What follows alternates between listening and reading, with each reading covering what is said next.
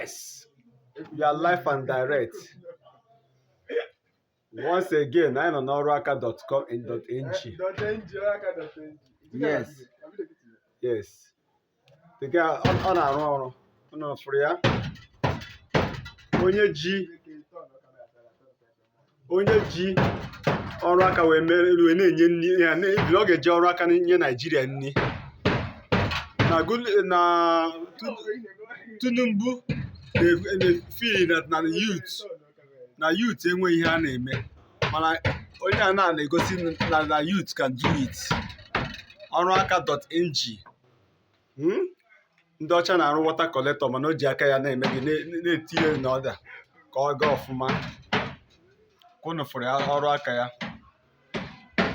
Afọ ya bụ Ebube Sojes. Unu fụrụ ya. Obere nwa na-ebe agụ mbọ na ogidi, building material ogidi. Yes, ihe ebe ọ na-achị. Ọ na-achị ọchị ya, ya dị ka ebe mmiri na-ada. Yes.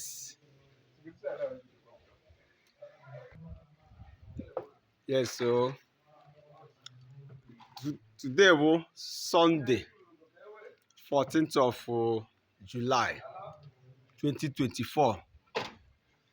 N'afọ nke Chukwu okike abịama ka anyị nọ na ya.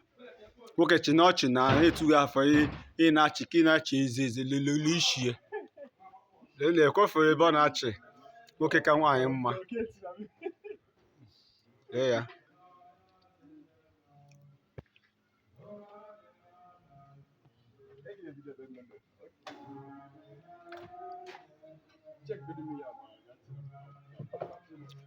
Dite mgbagokwara agbago.